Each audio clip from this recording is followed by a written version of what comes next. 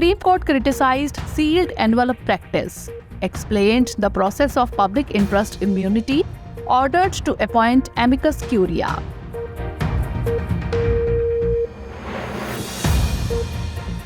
Rare earth elements discovered in Andhra Pradesh, CSIR scientists carried out the project. China is the largest producer of these elements. The Language Friendship Bridge scheme may be launched soon. Aim to increase cultural connectivity, a plan to provide training in the official language of some countries. New Tiger Census Report 2022 released. Number of tigers in the country crossed 3,000. Madhya Pradesh is expected to get the status of tiger state. And competition was organized among the Gram Panchayats. Telangana tops by winning 13 awards. 2.5 lakh panchayats had registered.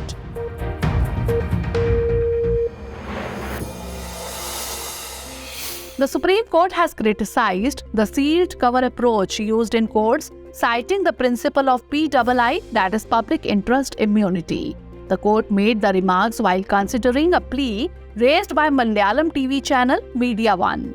In this case, the Kerala High Court upheld the broadcast ban by accepting sealed cover document received from the Union Home Ministry. After this, the Supreme Court removed this restriction and talked about using less restrictive measures of PII as an alternative to the sealed cover approach and setting the procedure related to it.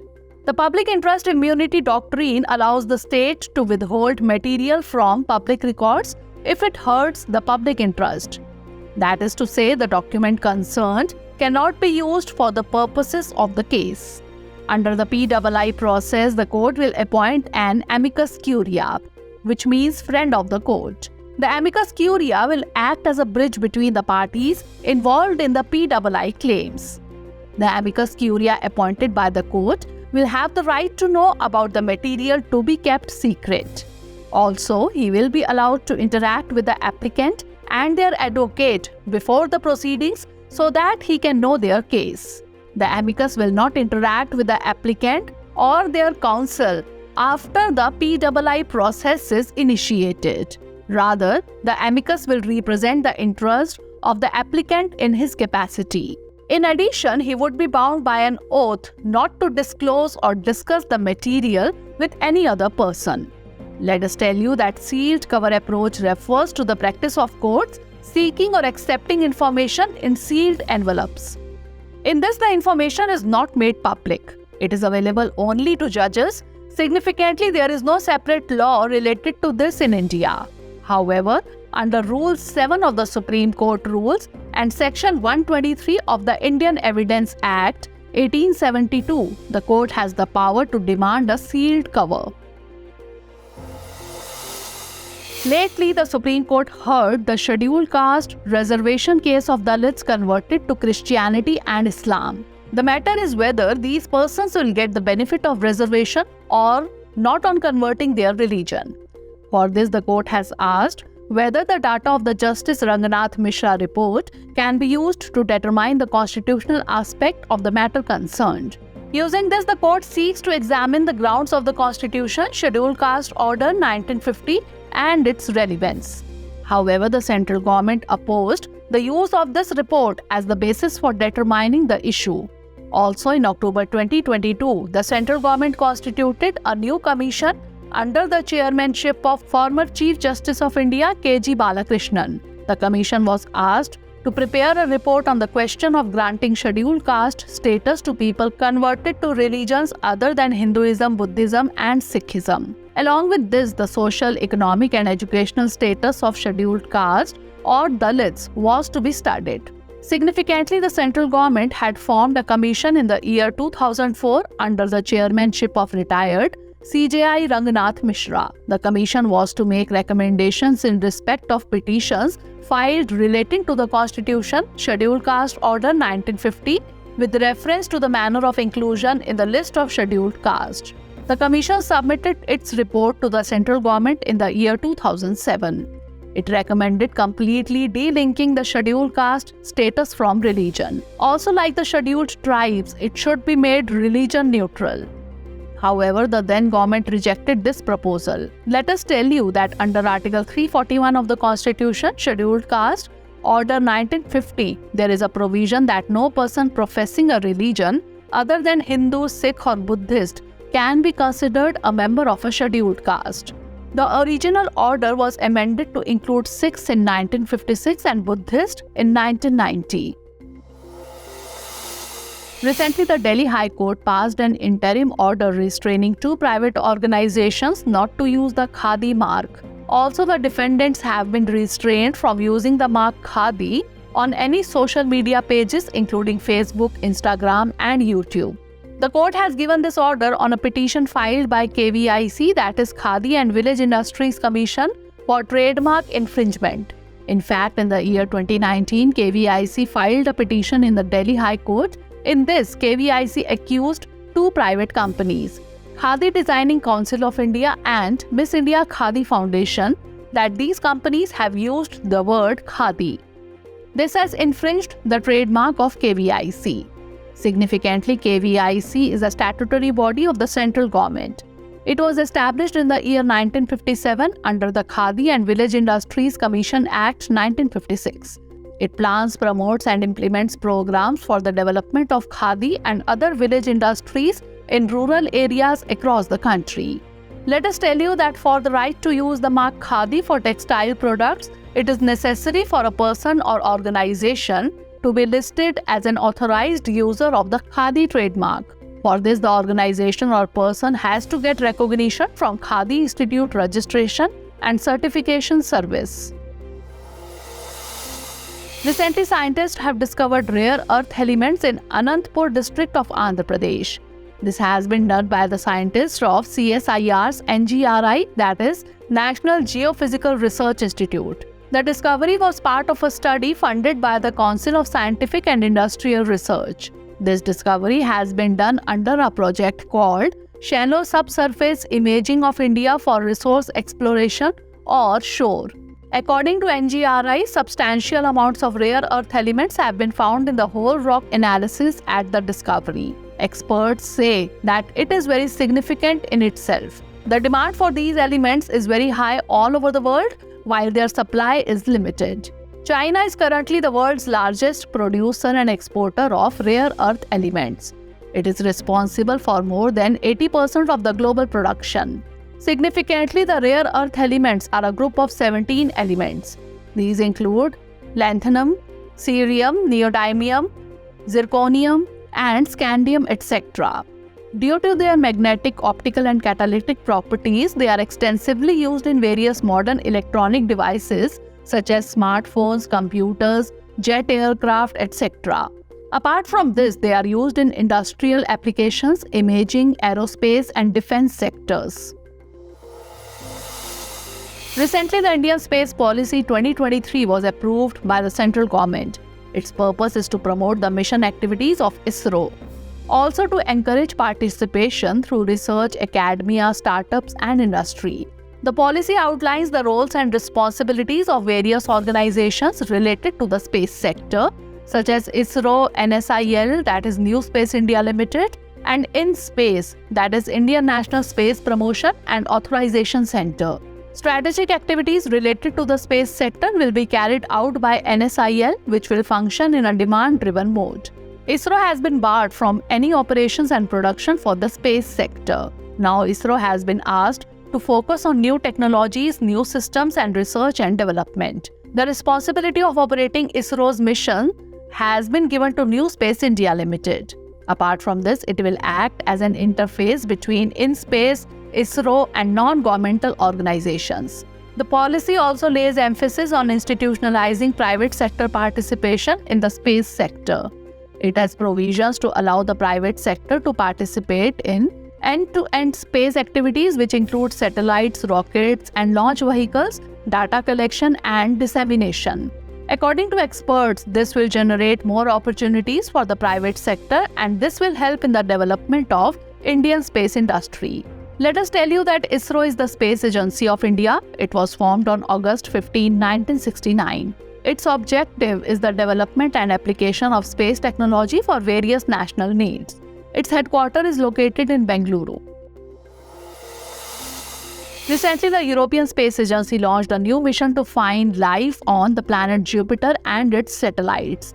This mission has been named Jupiter Icy Moons Explorer or JUICE.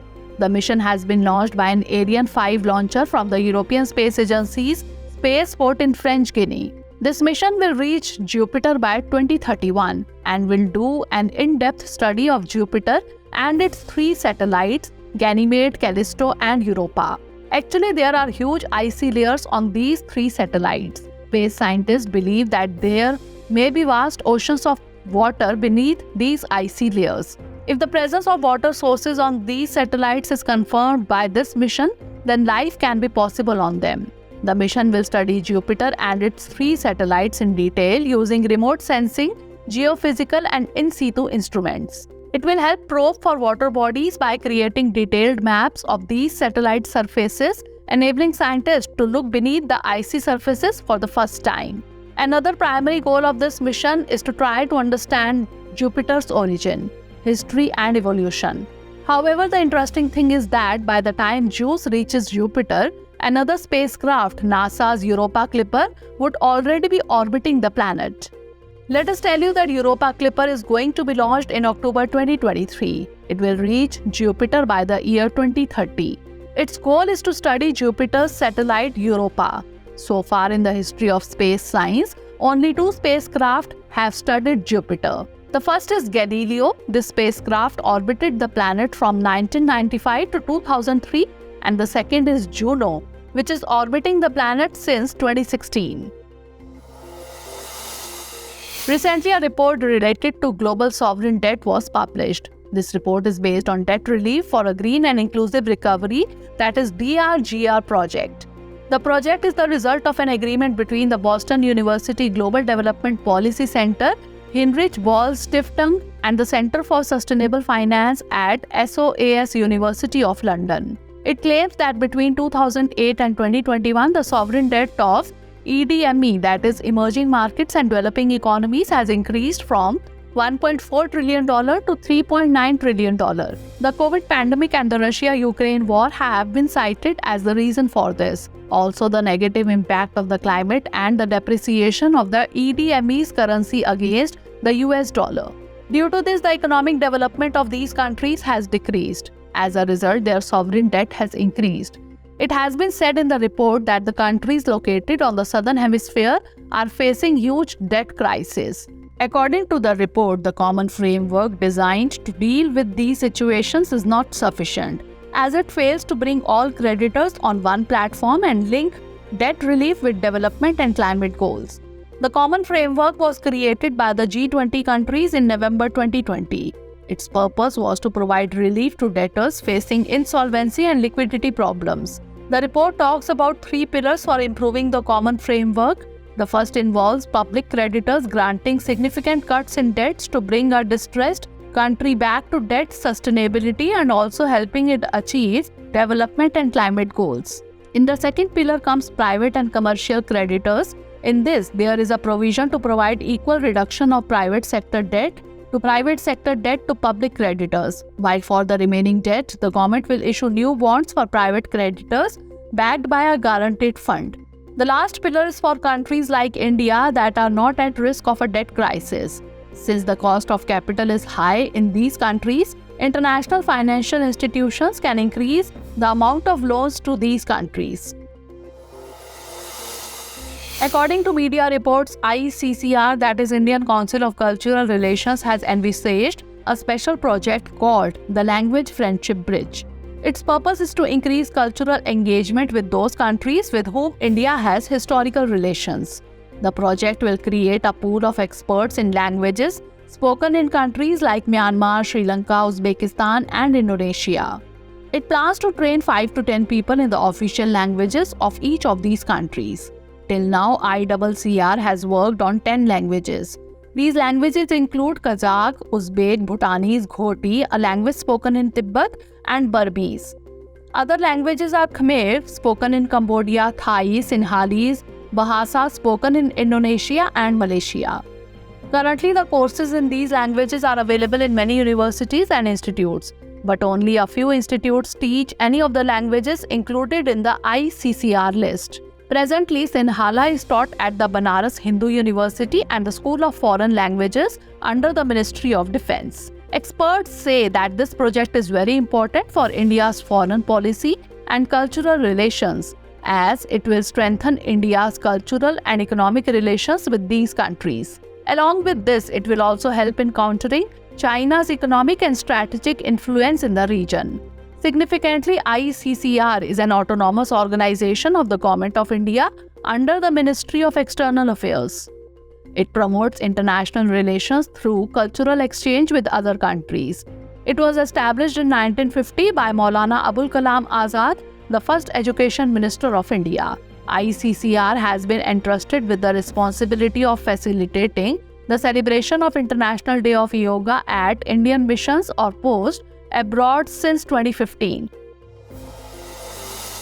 Recently, the launch of Project Tiger has completed 50 years. On this occasion, a program was organized in Mysuru, Karnataka. Prime Minister Shri Narendra Modi also participated in it. Here, he released the new Tiger Census Report 2022. According to the report, at present the number of tigers in the country has increased by 6.74% to 3,167. In the year 2018, their number was 2,967. With this, India alone has become a country with 75% of the world's tiger population. However, the state-wise tiger count has not been disclosed in the report. But according to experts, Madhya Pradesh is expected to get the status of Tiger State once again. IBCA, that is International Big Cats Alliance, was also launched during this event. IBCA will focus on the protection and conservation of 7 major big cats of the world. The range countries harboring these species will be its members.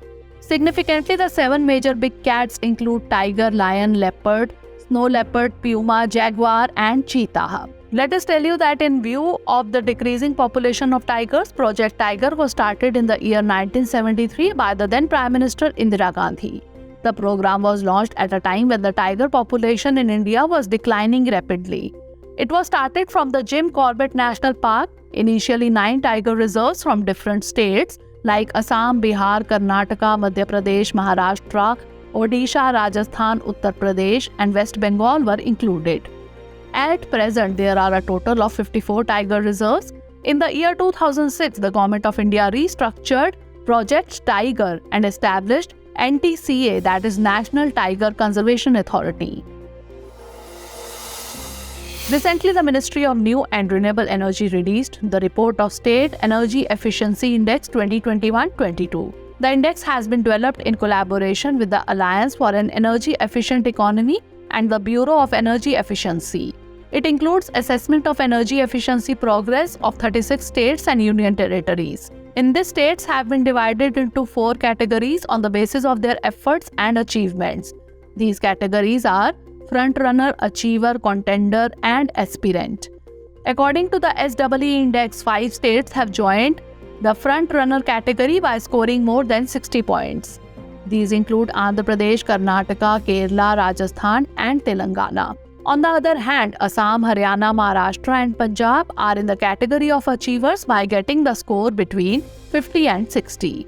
The index claims that Telangana and Andhra Pradesh are the 2 states that have showed the most improvement as compared to the previous index. Besides, Karnataka, Andhra Pradesh, Assam, and Chandigarh are the top performing states in their respective state groups. The index includes an outline of recommendations for making changes to the state's energy efficiency. Its purpose is to achieve the goals of SDGs and NDC. Under this, financial assistance to sensitive areas, development of institutional capacity in the states to face related challenges is to be done. In addition, it aims to enhance cooperation among financial institutions, energy service companies, and energy professionals in energy efficiency implementation. Experts say that as India is determined to achieve the NDC targets and move towards a net zero economy by 2070, Therefore, cooperation between the central and state governments, judicious resource allocation, policy formulation, and progress monitoring is essential. In such a situation, SEEI works to manage the energy footprint of the states and India and monitor the progress of the programs. Recently, Ministry of Panchayati Raj has organized a competition among the Gram Panchayats of the country in different categories of sustainable development goals. About 2.5 lakh panchayats had registered to participate in it. Telangana topped the competition by winning 13 awards in various categories. Odisha stood second by winning 8 awards, whereas Maharashtra and Kerala have received 5 awards. While Uttar Pradesh, the state with the maximum number of panchayats, managed to win only 2 awards. Apart from this, if we talk about union territories, Jammu and Kashmir is at the top position. Jammu and Kashmir has won 3 prizes in this competition. Significantly, out of all the panchayats that were registered, only 27 were selected for the Deen Dayal Upadhyay Panchayat Satat Vikas Puraskar, whereas 9 panchayats were selected for the Nanaji Deshmukh Sarvottam Panchayat Satat Vikas Puraskar. Apart from this, 3 Gram Panchayats were selected for Gram Urja Swaraj Vishesh Panchayat Puraskar and 3 Gram Panchayats for Carbon Neutral Vishesh Panchayat Puraskar in the special category. We should tell you that the Ministry of Panchayati Raj organizes this competition every year. Its objective is to motivate Gram Panchayats, Block Panchayats and District Panchayats towards sustainable development goals. These awards are given at the national level under 2 categories. In the first category, Deen Dayal Upadhyay Panchayat Satat Vikas Puraskar is given for individual subject-wise performance, while Nanaji Deshmukh Sarvottam Panchayat Satat Vikas Puraskar is given for overall performance under all subjects. Earlier, these awards were given for 17 sustainable development goals, but now they have been integrated to 9 goals. These include poverty-free and enhanced livelihoods, panchayat, healthy panchayat, child-friendly panchayat, water-sufficient panchayat, clean and green panchayat, self-sufficient infrastructure in panchayat, socially secured panchayat, panchayat with good governance, and women-friendly panchayat. Let us now look at the 5 questions based on the bulletin. Questions based on today's bulletin are: first question is, with reference to the Ranganatha Mishra Commission, consider the following statements. 1. The commission is related to the Scheduled Caste reservation for Dalits converted to Christianity and Islam. 2. The commission gave its report in the year 2007. Which of the statements given above is or are not correct? 1 only, 2 only, both 1 and 2, or neither 1 nor 2. Next question is, consider the following statements. 1. KVIC is a body of the central government. 2. It was established in the year 1957 under the Khadi and Village Industries Commission Act 1956. 3. It lays down programs for the development of Khadi and other village industries in rural areas across the country. Which of the statements given above are correct? 1 and 3 only, 2 and 3 only, 1 and 2 only, or all of the above? Next question is, consider the following statements regarding rare earth elements. 1. China is the largest producer and exporter of rare earth elements. 2. The rare earth elements are a group of 17 elements. Which of the statements given above is or are not correct? 1 only, 2 only, both 1 and 2, or neither 1 nor 2. Next question is, consider the following statements related to Jupiter Icy Moons Explorer. 1. It was launched by the European Space Agency. 2. It aims to find life on Jupiter and its satellites. 3. It is expected to reach Jupiter by the year 2031. Which of the statements given above is or are correct? 1 only, 1 and 2 only, 1, 2 and 3, or none of the above? Last question is, consider the following statements regarding Indian Council for Cultural Relations. 1. It is an autonomous organization of the Government of India under the Ministry of External Affairs. 2. It aims to promote international relations through cultural exchange. Which of the statements given above is or are correct? 1 only, 2 only, both 1 and 2, or neither 1 nor 2? Recently, the Union Home Minister Amit Shah launched the Vibrant Village program in Kibidhu village of Arunachal Pradesh. This village is situated on the border of India and China. A few days back, China had renamed 11 villages located on the India-China border on the basis of standardized geographical names. In response to this, the Vibrant Village program was launched. Under this program, 2,967 villages have been identified in 46 blocks of 19 districts, which are along the northern border in Arunachal Pradesh, Sikkim, Uttarakhand and Himachal Pradesh and Union Territory of Ladakh. Under this, selected villages will be connected with all weather roads, potable water, 24/7 electricity, internet connectivity, healthcare and improved livelihood options. Recently, exercise Scope India is being organized in Kalai Kunda from 13 April 2023 between the Air Forces of India and America. F-15 fighter aircraft and B-1B bombers of the USA Air Force will participate in this exercise. Sukhoi 30 MKI, Rafale, Tejas and Jaguar fighter aircraft will be involved in this exercise from the Indian Air Force. The exercise will continue till April 24, 2023. Recently, NASA has sent TEMPO, that is Tropospheric Emissions Monitoring of Pollution instrument in space. The instrument will serve to monitor major air pollutants across North America. It will also make important scientific observations including ozone, nitrogen oxides, sulfur dioxide and formaldehyde levels. It is capable of measuring air quality hourly during the day with a resolution of several square miles. It is capable of tracking pollution from congested traffic to wildfires and volcanoes. Recently, the Shukhashri, that is Care, Protection and Self-Reliance of the Children of the State Act 2023 was passed for the care of orphans in Himachal Pradesh. Orphans and persons with special needs would become children of the state under this act. The state government will provide financial and institutional benefits to orphans in the age group of 18 to 27 years. Under this act, such children and adults will be provided vocational training, skill development and coaching facilities to become active members of the mainstream society.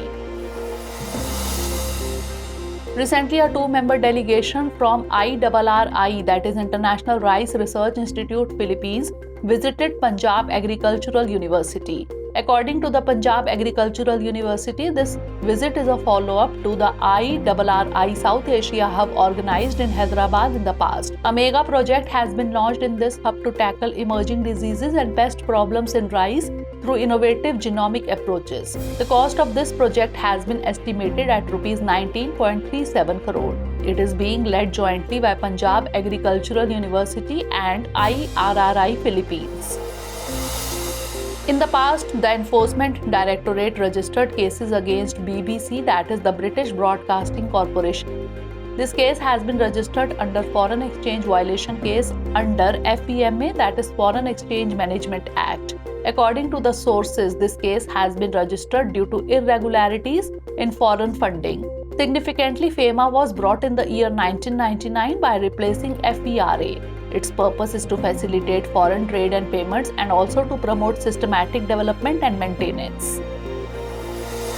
In the past, the Army and the Indian Air Force jointly conducted a multi-domain exercise. The exercise was organized in the wake of the ongoing border dispute in eastern Ladakh. Its objective is to recognize joint plans for strategic airlift of special forces employing the IAF aircraft and helicopters in designated areas to enhance ongoing operations. A contingent of the Indian Air Force has left for France to participate in the exercise named Orion. The exercise will be conducted at the Air Force Base Station of the French Air and Space Force in Mont-de-Marsan, France. This exercise will start from 17th April and will continue till 5th May. This will be the first foreign exercise for Rafale aircraft since its induction into the Indian Air Force. Apart from India and France, the air forces of Germany, Greece, Italy, Netherlands, UK, Spain and the US will also participate in this exercise.